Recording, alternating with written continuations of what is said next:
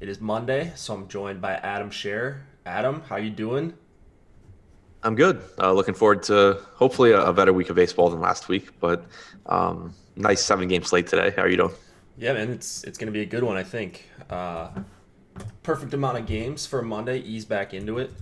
Um, yeah, had a well. You and I both had a pretty tough beats on Friday night in the degenerate late slate. Well, they've been running some pretty good tournaments on some sites over there, so I've been playing more and more of those, trying not to tilt enter, and instead planning to play just more slates as the season goes on. But yeah, 7 games today. And first, we're going to, of course, talk about lineup study. And honestly, you guys probably know where this one's going because our boss, Osimo himself, had a pretty nice weekend, a pretty nice Friday, at least. So I just opened up the tournaments on DraftKings and FanDuel on lineup study right now. And you can see he took down a couple of the big tournaments. FanDuel doesn't they don't have the winner listed here, but if we just go to the Midsummer Classic 200K to first, this is the second time Alex has won 200K. I think there's only been 200K to first in like 2 or 3 tournaments this season, and he's got 2 of them so far. Just unbelievable right here. So he took down first, and then his next best entry was 14th. So obviously not running a core. You see the differentiation in all these stacks. His top 4 teams, one was a Seattle, one was a Boston, one was a Twins, and the other was a Yankees stack. So just all over the field. Um, didn't really do anything too fancy, I don't think, but did have a couple of low owned guys in his Boston stack that didn't really do well, but probably just gave him a different lineup construction than the masses. So, you see anything interesting that Alex did in this $2,222 uh, entry tournament? The one thing that stood out was, if I remember correctly, Seattle didn't even have a really good game, and that was still his best lineup. Just because the guys he had did fine. Tommy Murphy at catcher obviously was good, but it opened up. The Mookie Betts 3 home run game. JD had a big game, so just kind of an example of, especially in the smaller field tournaments, you don't have to hit the nuts to still have the best lineup. Right. Yeah, I mean, Chavis got a 5, Vogelbach got a 7, so it's not like and Beckham got a 5. It's not like his fillers went completely nuts. I mean, you had to have JD and Mookie probably, and he had both of those guys in a handful of the lineups. And this was only a 15 max tournament, and of course he maxed it. So 30 plus K investment there, but took down the prize that mattered and cashed about half his lineups here. Just going through a couple other tournaments. Let's see, the $88 he also won on Friday on DraftKings. Took that down for 50K, cash 24 out of his 77 lineup. 77 was the max. This one he cleared by about 6 points, and Urquidy was kind of his top guy. I don't remember what his exposure was for that. I think he was like 90%. I'm not sure 90, about this tournament. I remember I went back and looked. In the $11, he had 90%. In the $88, he had 95. 90, yeah, 94.8%. So basically all in on one guy. But we've seen him do that quite a few times this season when it's a cheap pitcher, even though they're chalk. Like this guy was 50% owned, he still had a pretty decent edge on the field. So if that lineup construction was going to be the nut construction, then he was gonna have a really good chance at winning stuff because he can stack a ton of teams with 77 different lineups. So just more of the same from the boss. And then on FanDuel, I think I had it pulled up, but we'll just refresh it here. Took down the 300K Friday MLB monster, 100K to first. Also took third for good measure. Just an amazing night for Alex. I actually joked with him. I was at the office in Chicago to not have any more of these 500K weekends. And then he went out and did this. Yeah. So he didn't take my advice there. I don't really blame him, but yeah, just unbelievable. I woke up Saturday morning and saw that, and it's unbelievable, but at the same time, it's not, just because how well he's been playing. So he's definitely on a hot streak right now. But Yeah, man. I don't even really know what else to say. It's one of the most impressive runs I can remember for anybody in tournaments, like for as long as I've been playing. Oh, it's crazy. Big bankroll, not impressed, says someone from YouTube chat. I mean, okay, but yeah, I don't know if I thought that all I needed was 50K, I would be borrowing money to Yeah. do the same thing that Alex is doing. So Yeah, the I think difference between Alex and YouTube chat is definitely his bankroll. Yeah, that's all. But we've got a 7-gamer today. Not a lot of great pitching options, but this is the size of slate that I like talking about because we can dive a little bit deeper. We've got Coors on the slate. And of course, you guys are going to be wanting to play over on Yahoo. They're running these management fee free tournaments. And the one for today is about 80% full right now, a little over 80%.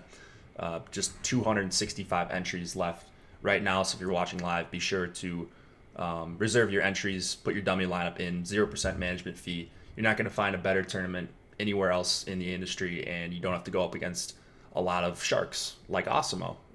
He's taking down the tournaments on DraftKings and FanDuel, but not so much on Yahoo over there. It's only 500 to first, but this is a tournament that if you're playing low stakes, you should be getting in every single day. And then you can go enter in your other stuff, whether it's on other sites. But you definitely want to get in this first thing each morning because it fills really quick. All right. Anything you see about this slate that you want to talk about in general, or do you just want to kind of get into the games here, Adam? No. Let's go. All right, let's do it. Atlanta and Washington. We've got Dallas Keuchel going up against Patrick Corbin.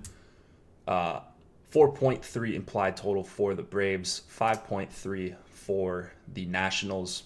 Corbin at 10.8 is, I believe, the most expensive pitcher on DraftKings. Yep, 3 pitchers above 10K. He leads the charge here at 10.8 on DraftKings. Over on FanDuel, he is 10.5. That is also the most expensive pitcher on the slate. And then Yahoo, he is $52.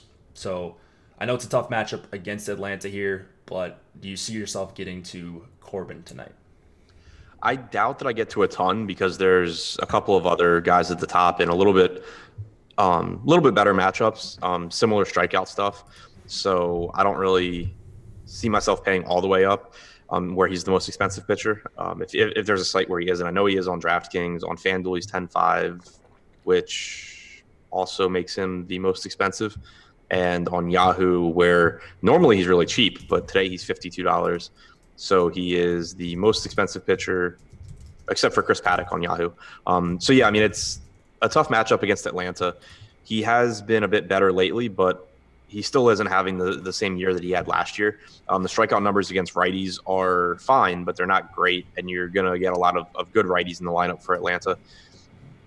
So I think that he's a fine play. There's just guys at the top that I like a little bit more. Yeah, that's fair. I think he's probably going to be someone I end up on. We just got an ownership update, so I'm going to pull that up so we have some context as far as where he is compared to some of these other guys. Right now, my computer's going slow. I think you can probably hear my fan in the background, but Corbin is at 20% flat. Right now, that is the 4th highest owned pitcher on the slate, but no one above 30. So some interesting names up at the top. Maybe someone you might be interested in as well, right up there, tied for the highest owned player right now. So I get it. I mean, he's one of the more talented pitchers on the slate. He's a favorite. He's at home. It's not a good pitching slate really at all, especially up near the top. But yeah, he's a guy who can get strikeouts, and I think you're going to be able to afford him. Looking at some of the pricing on these teams I want to stack, you're probably not going to be able to afford him with Coors, but outside of getting to the Dodgers and the Rockies, I think Corbin makes for a pretty interesting option in tournaments regardless. In a cash game, I don't think I would go to Corbin, but he's probably going to be a guy that I get to on all 3 sites. Keuchel on the other side, 8,800 going up against the Nats. He's one of your least favorite guys, right? Yeah, he obviously had a really, really good start last time out. But even with those 12 strikeouts or whatever it was in 6 innings, his strikeout percentage this year climbed all the way to 18.6%. So he's now ahead of Jimmy Yacobonis, Brad Keller, and Jordan Zimmerman on the slate. But that's it.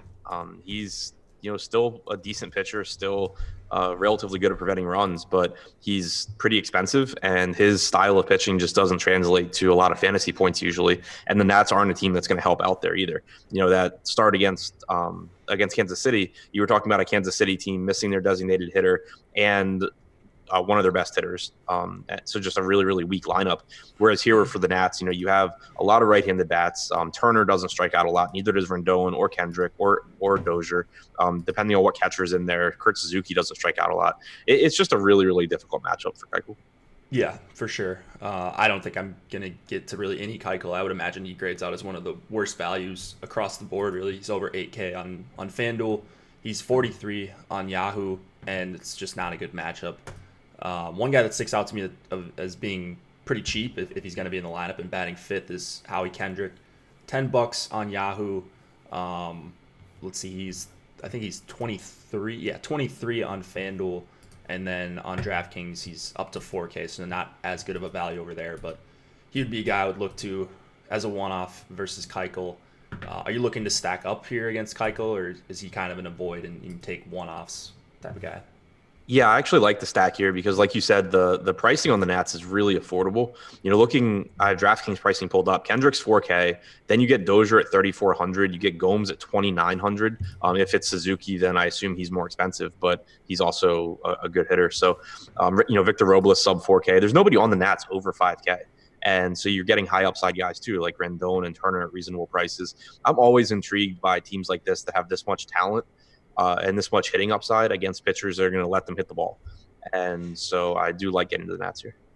Yeah, it's also like 93, 94 degrees. Yeah, I think there is a weather spot actually in the next in 2 games that we're going to talk about. I think this one, there's not going to be any precipitation, but yeah, 93 degrees. I'm just seeing that now. That's why you're seeing a high implied total here against Keuchel. But yeah, I guess I didn't really think about the Nats stack on DraftKings specifically because you've got Rendon and Turner almost 5K a piece, but Soto, even lefty, 4,300. That's a really, really nice price just for an awesome hitter that he is. So yeah, what about anything on the Braves side that you want to point out for hitters? Ozzie Albies and Camargo are probably a little cheap. Like you could use them as value guys. Both of them are better hitters from the right side. Corbin, 26% strikeout percentage against righties, 188 expected ISO. So, he's been really good, but not totally dominant, and the hitting conditions are favorable. So I expect both of those guys will be relatively low. I like it. Camargo, just 2K on FanDuel. He is $9 on Yahoo, and both of those guys are pretty cheap across the board. So pretty good calls there. All right, let's go to Arizona and Miami. We've got Merrill Kelly going up against Caleb Smith. 3.7 implied total for the Diamondbacks. 3.9 for the Marlins here. We're going to see some Merrill Kelly chalk once again. I didn't see him in the ownership projections. Actually, it looks 16. like... Okay, 16. Yeah. I wonder if he's going to come up. I guess $8,200 is not a perfect price here. But going up against the Marlins, do you have interest in Kelly here? I could see getting to around that like 15 to 16% number just because it is the Marlins. It is a favorable park. Merrill Kelly is just not very good either, though, is the thing. Going to get a lot of right-handed bats in this lineup. So far this year against righties, nothing special. It certainly doesn't hurt, but he struck out 21.6% of righties, 331 expected WOBA, 225 expected ISO. So, he's been better against righties than lefties as you would expect, but still nothing too great there. And he is priced up for this matchup. So I think I'll get to some just because there's only 14 pitchers to choose from, and some of them are even worse. But, it's nothing I'm excited about. Yeah, pretty. I think I'm going to try to avoid this spot as much as possible. On Yahoo, I would get to him. $36 over there. That's really cheap, and you're going to find value basically everywhere. But, man, I still hate the idea of playing a somewhat chalky Kelly. Just as we saw last week, last time he started, I think it was against Baltimore. He got shelled. He's just not a very good pitcher, so I don't like playing guys at chalk like that. But we'll see how he projects in the Osmo.com projections once they come out, and then I'll kind of make my decision after that. But What about Caleb Smith at 10-6 going up against Arizona? Not a great strikeout matchup, and Smith not a guy that goes super deep. He's pretty expensive across the board, $9,400 on FanDuel, $5,100 on Yahoo. Does he stick out to you on any site specifically? I think it's a pretty scary spot for him. He does have, he's pitching at home, which works in his favor. But Arizona's active roster against left-handed pitching has a 122 WRC plus. They will most likely have a lineup full of righties and righties with power. I mean, you look at Ketel Marte, Escobar, Walker, Wilmer Flores. Even Nick Ahmed has some pop at shortstop. Adam Jones isn't bad. Like, they're a bunch of pretty dangerous right-handed hitters. And Smith does have the highest strikeout percentage on the slate at 30.1% this year, which is really appealing for sure, especially because we're projecting him for a bit lower ownership than most of the other guys at the top. But at the same time, he has allowed a 210 expected ISO to righties. So, it's still a dangerous spot. A lot for me on Smith will come down to where the ownership projection actually ends up. Like right now on DraftKings, we have him at 17%. We have Corbin at 20. We have Paddock at 28.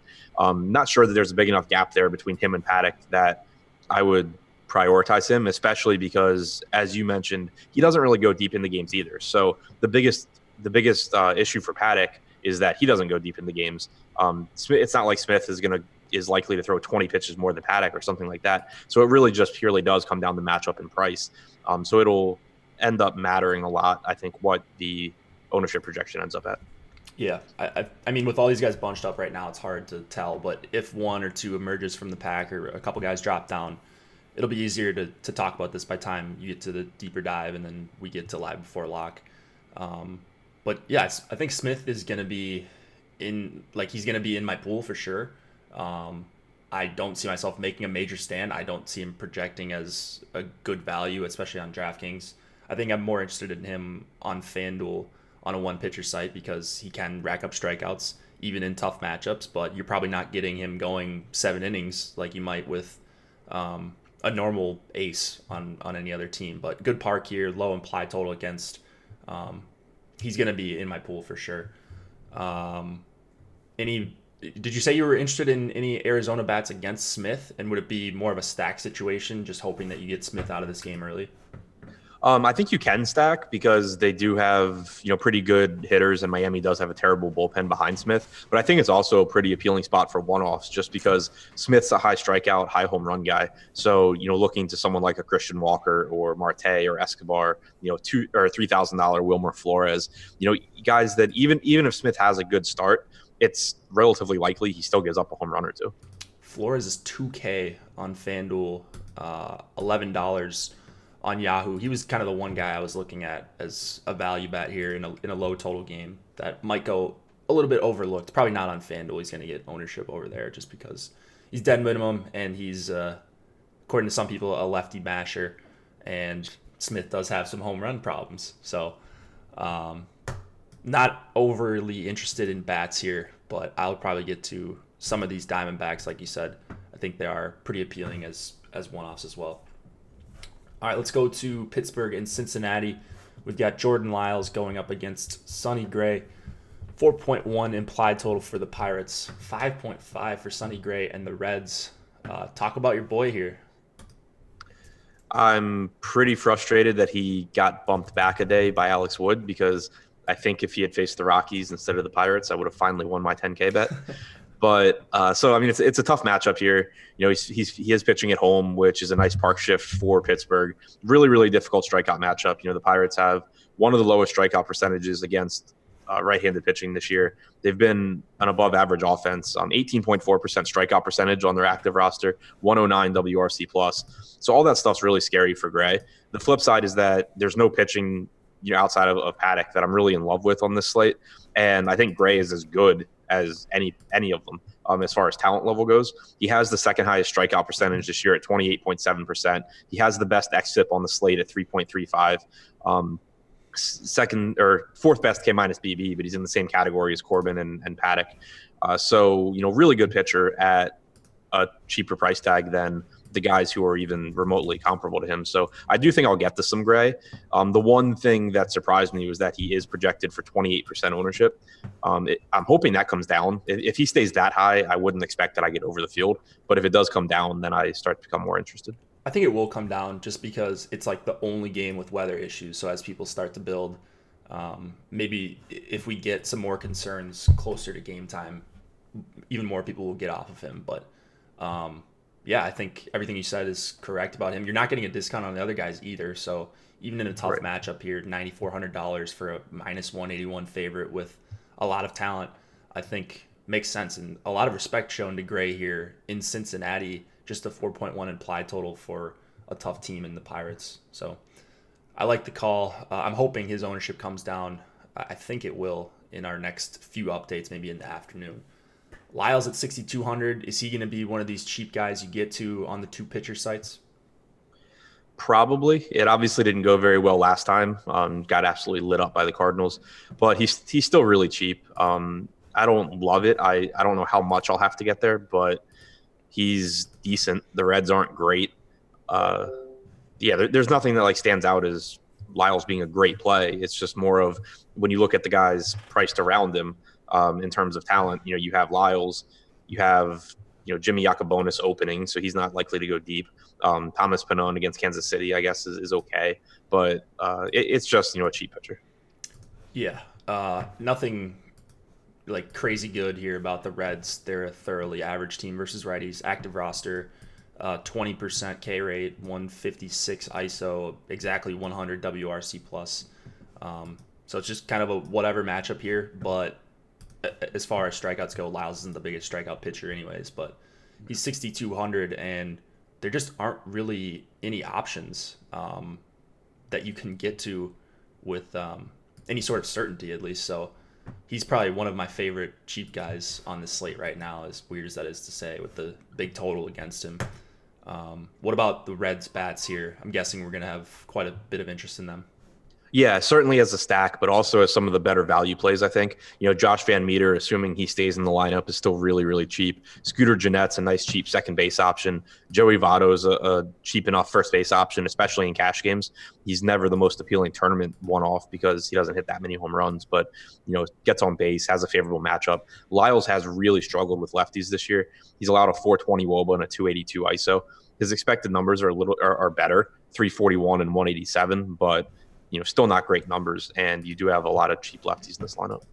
Yeah, love the Reds here for value when I'm not getting to Jordan Lyles. I saw EMAC wrote him up in his Spotlight Hitters article. You guys can get that for free on the site. There's also more information about how to get Yahoo Sports rewards points in that article, so I would suggest checking that out if you're thinking about signing up for Yahoo.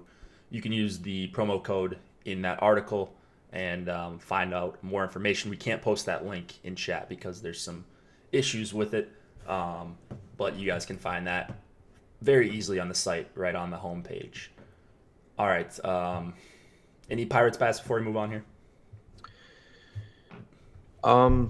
No, probably not. Pricing's not really appealing on them. They're right. always priced the only way I could see getting to the Pirates is if Gray's ownership does stay where it is. I'll obviously be boosting them a little bit just because of the leverage it gives you. It is a positive park shift. It is a good offense. So, all that stuff working in their favor. I just have a ton of respect for Gray, so I would need to be getting, pretty healthy leverage on the field to get there. Yeah, would be an anti-optimizer play if there ever was one, just because, you're paying up for Marte on DraftKings at least. Bell is 4,800, Dickerson 42. So there's not a lot of great value guys that you can get to here against a good pitcher in Gray. All right, Blue Jays and Royals. We have a 4.8 implied total for the Blue Jays, 5.3 for the Royals. Thomas Penwan going up against Brad Keller here, $8,400 Brad Keller. I would say I would just cross him off this early, but I don't even know if I can, even at $8,400 based on what we're seeing at pitcher today. Is there anything redeeming here about Keller that you're seeing for $8,400? No, the argument for Keller is that he's at the same ridiculous price point as Merrill Kelly, and you have to roster pitchers on the slate. So, you can make the ownership pivot. Like, he's not substantially less likely to have a good game than Merrill Kelly, but Kelly's also not projected for a ton more ownership right now. We have Kelly at 16%. We have Keller at 12. So it's not even like you're, really getting an edge there. So I'd be really surprised if I get to Keller. Me too. Wow. So his price just jumped. Like his last few games, he's been at 67, 6K, 5,500, 6,600. And some pretty easy matchups against Detroit and Chicago mixed in there. And now all of a sudden he jumps to 8,400 here on DraftKings. So I don't know what's going on there, but just such a low upside arm here. Even if he has a good start, I mean, what are we really looking at here? Probably still under 20 points Right. as a ceiling, and it's a high implied total against him. And I think I'd rather go with some of these cheap bats on the Blue Jays, like Vlad Guerrero Jr., 3,600, Smoke under 4K, Grichuk 3,300 on DraftKings. This is probably going to be a stack that comes in over-owned, the Blue Jays will be, but I think they're going to have probably the best chance at being the top value stack as well. So pay attention to that when the top stack tool comes out. You like Blue Jays bats, and then what do you think about Pan going up against the Royals here? Yeah, I mean, some interest in the Blue Jays just because they're cheap, but Keller does a really good job of getting ground balls, keeping the ball in the park. 0.68 home runs per 9 innings this year. So not the most appealing matchup for a Toronto team that doesn't have a lot of on-base types and has a lot of, boom or bust home run guys. Normally, that's why I like going to Toronto at cheap price tags, but it's not a pitcher that is really conducive to that. So if they're going to be popular, then I'll probably come in underweight. And I do expect they'll be popular because of the fact that they're good point per dollar plays, like you said. As far as Thomas Penwan, I actually have interest in him here. He projects pretty similarly for me to Jordan Lyles at much lower ownership, at a cheaper price tag, in a better park. Kansas City has a high implied run total, 5.3, but even that's lower than the Reds' implied run total. Penwan against righties this year has struck out 22.9%, 365 expected WOBA, 197 expected ISO. Neither one are particularly good. But at AAA, he made 6 appearances, 5 starts, 27 and a third innings, 29.4% strikeout percentage there. He's not good, but he's not terrible, and he's got a reasonably good matchup against Kansas City. So that's working in his favor. Yeah, I mean, I'm just surprised that he's under 10% ownership right now. I think that's going to come up as people start to build their lineups and Coors Field becomes more attractive, and maybe we have some weather issues in Cincinnati. That's going to be an appealing stack for a lot of people. So I guess I'm just, yeah, like you said, he's not good, but he's 5,500 in an okay matchup, and he's almost fully stretched out. He threw 65 and 85 pitches his last 2 starts. He's fully rested through last 6 days ago. And I don't know. I mean, he's pretty decent against righties as well. So the right-handed heavy lineup that the Royals are sure to put out here isn't all that concerning. So I like him for 5,500. I think if the slate started right now, I would have double, at least triple, maybe even 4 times that because Coors Field looks so good tonight. So he's kind of the key, one of the only keys that I'm finding that can get you to these really expensive bats in a different lineup construction. So I like him a lot. The 5.3 total against is, of course, really concerning. But which of these Royals bats are you looking at? And it probably depends on ownership, right? Depending on how much leverage you're getting off Penwan. Yeah, for sure. But it's the right-handed power, Dozier and Soler, and then also, Whit Merrifield, just a good hitter at the top. Then you get to some, you do get value towards the bottom of the Kansas City lineup, but it's some really bad hitters. Arteaga is up to 3,100, which doesn't sound expensive, but it's like 50% more expensive than he was every game since he's been called up. So it's not a super appealing price tag for a guy that projects to have a sub 100 ISO. Chesler Cuthbert's price tag is okay, but first base and third base, obviously positions where normally you can roster guys that are better hitters than Chesler Cuthbert. So, I mean, it's like Dozier, Soler, and Merrifield as the primary guys. Yeah, I really like Merrifield, especially if Penwan starts to get more ownership as the day goes on, which I think he will be. I just don't see a reason for him not to be owned if we're going to be playing $8,400 Brad Keller and $8,200 Merrill Kelly. So he'd be the guy I'd be getting to probably most after some of these top-end pitchers. Anything else in this game before we move on to Coors Field? Nope. All right, Dodgers and Rockies. We've got a 6.6 implied total for the Dodgers, 6 flat for the Rockies. It is 90 degrees in Coors Field. It's expected to be at game time. with wind blowing out at about 10 miles an hour, straight out to center. Kenta Maeda going up against John Gray. Which side do you prefer for bats? And then do you have interest in either pitcher for tournaments here? Yeah, I think that it's a really interesting game because I have a ton of respect for both pitchers, especially John Gray. Kenta Maeda does have pretty extreme splits between righties and lefties, and I assume Colorado is going to have a predominantly left-handed lineup. He struck out 30.5% of righties this year compared to 21.1% of lefties. Still only a 129 expected ISO, 323 expected WOBA to lefties. But if he's going to, the strikeout numbers suffer. And if you're going to get, right now, Colorado's projected lineup, the only righties in it are Trevor Story, Nolan Arenado, and John Gray. So that's a pretty tough matchup for Maeda. And I guess it makes me prefer the Rockies, even though they have a lot less talent than the Dodgers do. But guys like Blackman and Dahl still really good, Story and Arenado. And then you get to, reasonably priced guys like Murphy, Tapia, McMahon, that are flawed hitters but still have the platoon advantage. On the other side, it's a pitcher in Gray that doesn't have the extreme splits that Kenta Maeda does, but he's facing a much more talented and expensive Dodgers offense. So it's a game where obviously I see why the implied run total is so high and why people are going to want to get to the bats, but there are two good pitchers going, and so it wouldn't be shocking to see the runs, kind of limited here. Yeah, it's just such a wide range of outcomes for this game. If both pitchers are working, I mean, they're going to be missing a lot of bats, and the Coors Field hitting environment's not going to matter as much. So two guys that can miss bats, plus you've got a bunch of lefties, so Maeda's weakness on the Rocky side, and then you've got just a bunch of really awesome hitters for the Dodgers in Coors Field, and they're priced up really high. So right now it looks like this game is going a little bit under-owned for hitters. I didn't see either pitcher getting a lot of ownership, and I doubt that's going to be the case.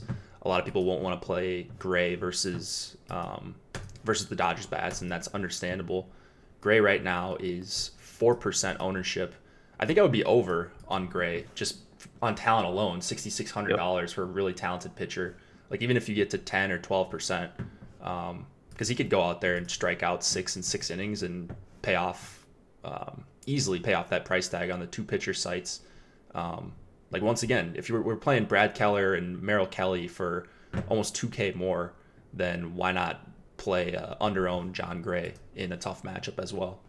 Exactly. I'm a proponent for, in tournaments, pitching talent over matchups in a lot of cases. And on a slate like this where the pitching is really, really weak, you look at guys, Merrill Kelly and Brad Keller, like you said, 82 and 8,400. Jaime Barria is going to get ownership at 7,200. Jordan Lyles at 62, Panwan at 55. The best pitchers in this price range by far in terms of talent are John Gray and Maeda, especially Gray, because he's not affected as much by the left-handed heavy lineup. Even if you look at his home road splits this year, 387 xFIP at home, 333 WOBA allowed, not extreme home road splits for Gray. He's never really had them. He's a really good pitcher. It's a brutal matchup, but he's just such a better pitcher than every single pitcher priced around him, and he's coming in at 4% owned. So he doesn't project well, but because I do factor in just overall talent level in pitchers, and he is projected for really low ownership, I think I'll end up getting over the field on him.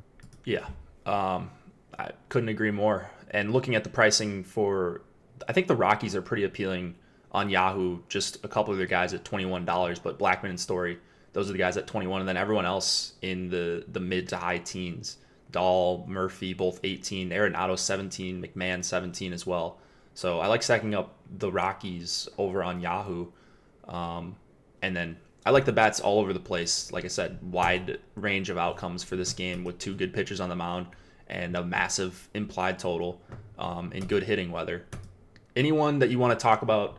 I know it's really early and it's tough to talk about cash this far out when we don't see the lineups, but who would be guys you'd be looking at, or at least considering for your cash game lineups in either of these expected lineups here? Yeah, David Dahl at 4,800 stands out. Verdugo, if he's hitting second at 4,500, is a nice value as well. Obviously, if you can get to Bellinger, but you have Trout on the slate as well facing Jordan Zimmerman. So chances are you're not getting both guys. I think those are probably the two best price plays. Yeah, So looking over on FanDuel as well, Verdugo 3,100. Again, if he's batting second, that's a really nice value. Dahl 34 over on FanDuel. No one else priced super cheap where you'd have to throw them into your cash lineup, but I think all these guys can be considered. And then on Yahoo as well, Dahl and Arenado 18 and 17. Jock Peterson, if he's leading off, for 16, and then Verdugo again in the 2-hole at $18. So Raimel Tapia at $9 on Yahoo. Oh yeah, that's also a really good call. All right, so a lot to like in this game. It'll all depend on where the ownership falls as we get closer to lock. So be sure to tune into the deeper dive at 5 Eastern, and then live before lock with Josh and myself. You guys will be doing the 3-man crew on the deeper dive today, correct? Yep. Sweet. All right, let's go to Detroit and LA. A couple more games here. Jordan Zimmerman and Jaime Barria. $4,200 Jordan Zimmerman going up against the Angels, but a 6.5 implied total for the Angels here. 4.2 for the Tigers. Angels have been getting a lot of these 6+ implied totals. They're just a really tough lineup all over the place, and you've got a gas can in Jordan Zimmerman going up against them. First of all, is there any interest in Zimmerman even at $4,200 in this matchup? No, obviously the price tag's appealing, but I think if I'm going to that range, I'd rather get to Gabriel Ynoa, assuming he's going to be the follower for the Orioles. Yeah, I agree there. Just almost zero strikeout upside here for Zimmerman against the Angels. He is actually fully stretched out. I didn't even realize that. It's really tough to have thrown 96 and 95 pitches in your last 2 starts and still be priced at $4,200 on DraftKings. So that just... He was actually decent in his last start too. He gave up a couple runs to Philly late, but he was making him look bad for a while. Yeah, 4 1/3. He got 3 strikeouts, 8 hits, 8, 7, 8, and 13 hits his last 4 outings. That's insane. 4, 6, 7, and 7 earned runs, man. So where do the Angels rank on kind of your top stacks so far? Are they above any of the Coors Field teams? I think that it'll come, obviously it comes down to ownership, but I like the spot the most for the Angels, but obviously hitting in 77-degree weather in Anaheim is different than hitting in 90-degree weather in Colorado. So if we assume that they were all going to be similarly owned, I would give preference to Colorado and the Dodgers just because of the ballpark. But I assume that those teams will carry a bit more ownership, which makes the Angels really appealing. Yeah. Ohtani, $18 over on Yahoo. That's going to be a guy that gets into the cheat sheets for sure. Potential cash option. Same thing with Justin Upton for $16, and then Trout just whenever he's on the slate. If you can afford him, probably a guy you want to look at. So I like how the Angels stack sets up. You're going to pay premiums for the top hitters, but you're not going to want to leave out Trout and Ohtani. So they're just pretty good value outside of those 2 guys who are priced fairly across the board. What about Jaime Barria? You mentioned he's getting ownership going up against Detroit. He is a minus 230 favorite, 4.2 implied total. So one of the lower ones for Barria. But is this lineup going to cause problems for him? I feel like exactly the same way about Barria as I do about Merrill Kelly. He's not a great pitcher. He actually has been better against lefties than righties basically his entire career.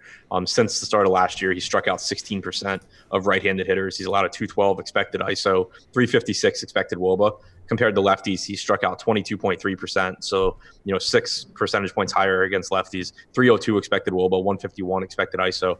And the Tigers are going to run out a bunch of right-handed hitters, I would expect, because they don't really have a choice. But at the same time, there are a bunch of really, really bad hitters all the way through. Nick Castellanos may or may not be in the lineup. Supposedly leaving or being scratched from yesterday's game was because of an abdominal soreness, nothing to do with the trade. So if that's the case, I would expect that he's not in the lineup, because the last thing the Tigers want on July 29th is Castellanos to leave a game early with an injury. And so that would weaken the lineup even more. If he's in, I think Castellanos is a really good hitter option against Barria. But basically you're getting a fair price tag on a mediocre pitcher facing a minor league offense, and that's pretty appealing on this particular slate. Yeah, for sure. I get the appeal for Barria. He's priced okay. He got a little bit of a bump. He's usually in the 6K range, but 7,200 against Detroit. I mean, everyone deserves to get priced up against Detroit at this point, especially if you're a righty. and possibly no Castellanos is a huge deal. So I'm going to play some bats against him more as mini stacks. I don't see myself getting to 5-man Detroit stacks, even with the amount of leverage you might get off Berea. But I will get to like John Hicks if he's in the lineup for 2,800 on DraftKings, and maybe Jacoby Jones leading off for 3,400. Just not a lot of good hitters, but if there's no Castellanos, it becomes even tougher because I agree. If he's in the lineup, he's someone I really want to target and get over the field against, even as one-offs. All right. I think we're good. Favorite bat on the Angels, actually? Trout. Me too. All right, let's go to Baltimore and San Diego. Right now, there's no listed starter, but it looks like it's supposed to be Inoa coming in after the opener for Baltimore, or maybe Inoa is going to start going up against Chris Paddock. No line for this game, so nothing confirmed on the Orioles pitching. Talk about Paddock versus this Baltimore Orioles lineup here. Yeah, I think it's a really good spot for Paddock. I think that he's obviously one of the best pitchers on the slate. He has the fourth highest strikeout percentage at 26.5%, lowest walk percentage at 5.6%, tied with Patrick Corbin for the second best K-minus BB percentage. 4.03 xFIP is fine. He's been one of the leader in two strike percentage basically all season long among qualified starters. Just a really good pitcher. The only knock on him is that the Padres are clearly trying to limit his workload somewhat, and so he doesn't go super deep in the games. He's going to throw probably 90 to 100 pitches. He hasn't topped 97 pitches in any of his last 10 starts. I don't think he's been over 100 all season long. Even the game against Miami, where he carried the no-hitter really deep into the game, went 7 2/3 innings. It's not like they really extended him. He threw 94 pitches. He was just super, super efficient. So, really good stuff, really good pitcher. It's normally tough to roster someone at his price tag and knowing that they aren't going to give you that extra inning and that extra push to get you to like 30 points. But on this slate, when the options are Corbin against the Braves or Smith against the Diamondbacks or Gray against a tough Pittsburgh team, the opportunity cost isn't quite as high. So I do think Paddock is the number one pitcher. Yeah, I think I agree with that. Everything looks good here outside of the price being a little bit of an overprice on DraftKings. I think on Yahoo, he's $54. They priced him up actually a little bit. And then on FanDuel, he's probably my favorite option at under 9K, $8,900 there. So he'd be a guy I would look to in cash and probably get to in cash if I could make it work on FanDuel.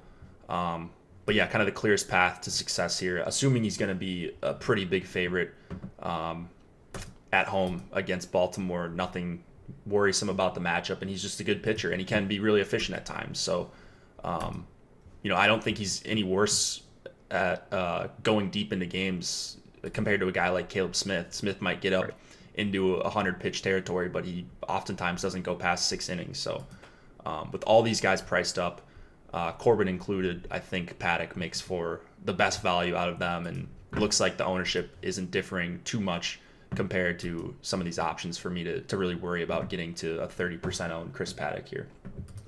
And right. I mean, if you use him and Penwan together on DraftKings, you still have almost $4,300 per player for the rest of your lineup. So it's not like you can't still jam in some Coors bats or some Angels bats or something like that after you get to Paddock. What about bats here? Inoa, if he goes, assuming he goes right now, we don't have any confirmation just yet, but assuming he goes, I don't have his price pulled up. 4,500. Oh, wow. Is he fully stretched out? Not going to throw like 100 pitches or anything, but stretched out enough to be better than Jordan Zimmerman. Yeah. All right. Well, that's all we need to know. So he threw 33 pitches on the 25th, 28 on the 24th, 24 on the 22nd, 67 on the 17th. If he is the follower, it's likely that you get like 3 or 4 innings out of him, I think. Yeah. So he'd probably be in that like 45 to 50 something, 60 pitch range, something like that. Yeah. It's not someone that I want to get to a lot, if at all. It's just that if I have to go to that price range, I would rather go to him against the Padres, assuming that we get some kind of confirmation, than Zimmerman against the Angels. Yeah. I like that a lot for 4,500. Are bats appealing at all on either side here? The Padres is a full stack. Again, not really knowing what we're going to get from the Orioles. Jimmy Yacobonis is kind of a pitcher that I don't love taking hitters against individually because he does have pretty good stuff. It's more of a control issue for him. So it's like walks or stuff that's really tough to hit. And then beyond that, we don't know what we're getting from the Orioles bullpen. And as bad as their bullpen is, rostering against bullpen games is generally unappealing. But at the same time, you do have favorable pricing on the Padres. So I think that full stacking makes sense in case you just get, an implosion from the Orioles pen. You're obviously going to want as many Padres as you can get. I just don't like them as much individually because I think there's better point per dollar plays at most positions. And we don't really know exactly how the matchups are going to shake out. Francisco Mejia is a pretty good value option at catcher. But beyond that, you look at everyone else and there's better point per dollar plays at their positions. Yeah, it's not their pricing does not jump off the page. Tatis at least on DraftKings, 5,400 for Tatis, 46 for Machado, Hosmer at 4K, Renfroe 4,700. It's not like guys I'm like itching to take here with the nature of this slate. And Machado up to 4K on FanDuel, Tatis 4,100. So they're not going to be an optimizer's play at all. But I think if you are targeting a lot of Padres, it would just be for the implosion game for Baltimore here, and you just stack them up and hope things stay quiet, and you have the late night hammer there. So, all right, that is all the games right now. One thing that I realized we missed just from reading Slack is that Bo Bichette will be called up by Toronto today, so good chance that he's in the lineup. One of their top prospects doesn't project to be great at the major league level right now. But still cheap, shortstop eligibility on DraftKings, not in the player pool on FanDuel, of course. But, just another cheap, talented bat in the Toronto lineup. Nice. What did you say his price was? 3,700 on DraftKings. Okay, cool. All right, so we'll keep an eye out for that. Even maybe more value opening up on Toronto for a team that already looks pretty decent for almost a 5 implied total. Okay, so that is all 7 games. Housekeeping stuff. Use promo code MLB Strategy to get 50% off your first month of any Osmo.com premium package, and you can buy the NFL package now. It looks like. Did you see that Alex came out with his Week 1 projections on the site? Yeah, so I posted it on Twitter late last night. Pretty cool it's cool because obviously it's Alex's projections, but like if you're trying to build your own projections for NFL or something like that, it gives you basically something where you can kind of back test and see if you're in the right ballpark too. Yeah, so I'm just gonna pull those up right here, or at least you've got the NFL DFS projections for DraftKings Week 1. FanDuel pricing I don't believe is out yet, but if you're itching to play, if you're itching to at least see where things stand, I think the number 1 player in fantasies NFL projections are a pretty good place to start. We've, of course, got a lot of NFL season-long fantasy football content that's out right now. We've got the team previews, football sleepers, breakouts, busts, all that stuff. We've got you covered on basically everything you need fantasy. If there's a sport, as Lofty always says, for DFS, we've got it covered. Outside of esports right now, I think that's the only one we don't have. But you can go to we've got free articles as well.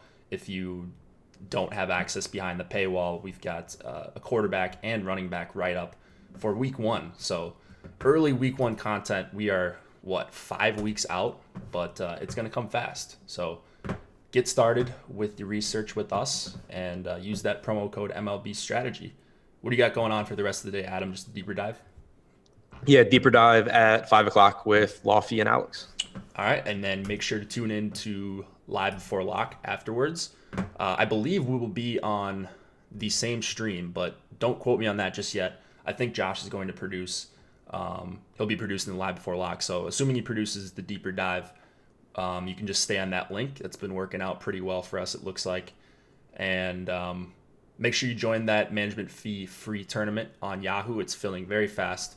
It'll probably be done by the time you're listening to this on podcast. But if you're listening live, make sure you get your entries into that. And good luck, everyone. We will see you later.